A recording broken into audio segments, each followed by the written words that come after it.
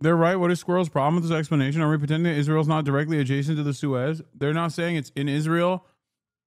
Yeah, I was about to say, as much as I want to dunk on Tim Pool, ironically enough, I don't even think that they're implying that the Suez Canal is a part of Israel. I think they're saying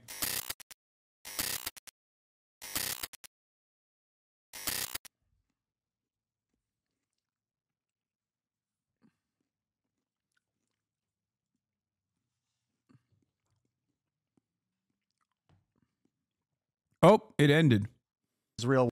Tim Pool and his fellow host actually thinks the Suez Canal is in Israel, and that is the main reason for the U.S. support in Israel, and why it's a good argument to keep supporting it. The Suez Canal is in Egypt, which has had a pro-U.S. puppet regime for decades, and the only times it has been closed, including right now, as one of the hosts points out, is exactly because of U.S. support for Israel. I have not heard a good argument as to why Americans should be using their weapons development tax dollars, whatever you want to call it, for Israel's... Tim Pool, Mr. Israel's biggest rider, went from getting paid by Russia to, I assume, maybe potentially paid by Israel. How'd this happen?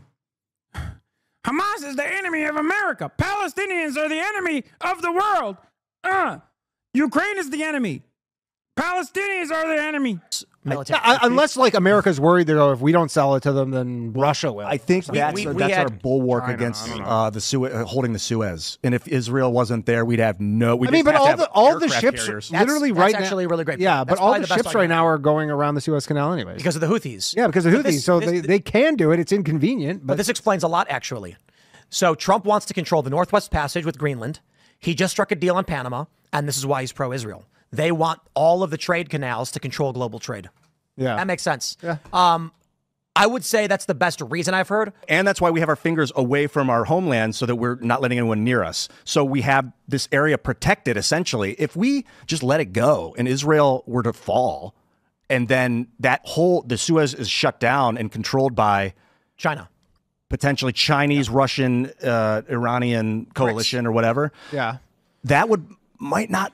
But again, you just have to go around. You just have to go around Africa. It's not easy to do. But it's that. They're right. What is Squirrel's problem with this explanation? Are we pretending that Israel's not directly adjacent to the Suez? They're not saying it's in Israel. Yeah, I was about to say, as much as I want to dunk on Tim Pool, ironically enough, I don't even think that they're implying that the Suez Canal is a part of Israel.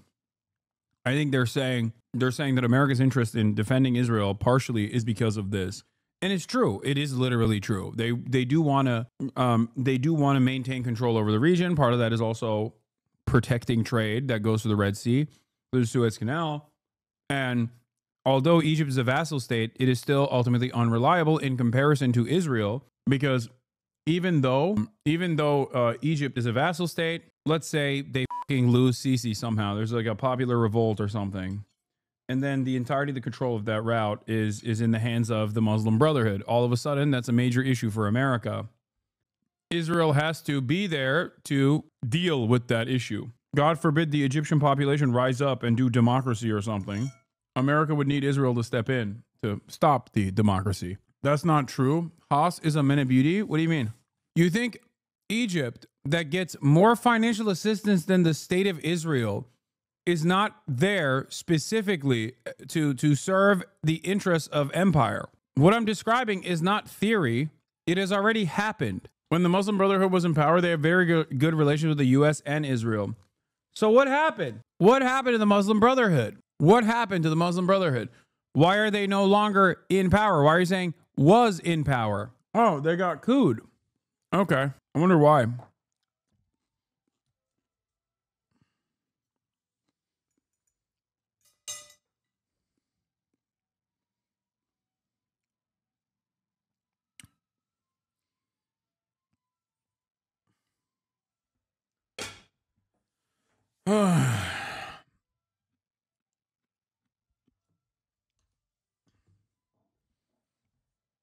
Yeah, Jordan also, you're talking about this as Jordan literally banned the Muslim Brotherhood under U.S. pressure yesterday. Egyptian here and 100% agree with you, Hasan. They don't want any type of democracy in my country.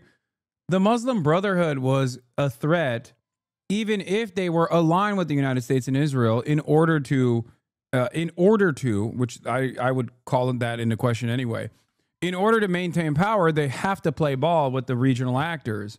But even then, that's a significant threat because it is an unsustainable position for the United States of America. Because they could just turn around and say, you know what Israel's doing is crazy. We're gonna put an end to it. Ultimately, what Egypt can never have is a full-blown democratic process, because the Egyptian population's attitude towards Israel and towards the United States of America is very different than whoever comes to power and their attitude and what they want to do in terms of business as usual.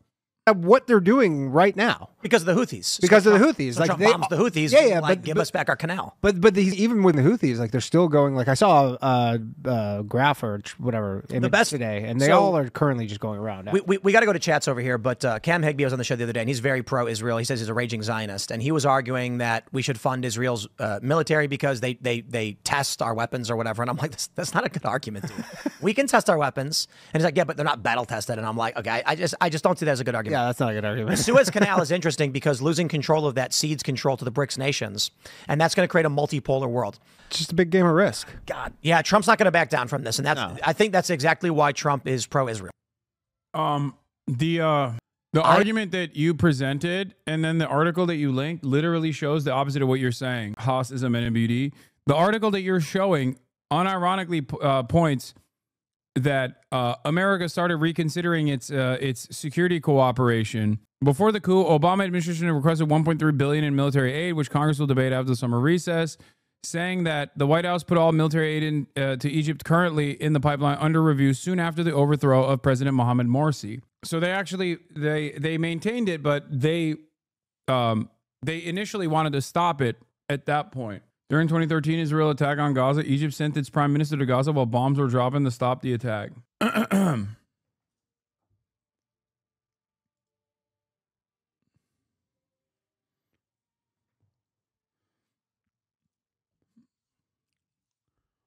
The reason why America has these security partnerships, these countries, these regional powers, okay, is because the reason why they give them money and military equipment is so that they can successfully squash any sort of rebellion, any sort of popular resistance.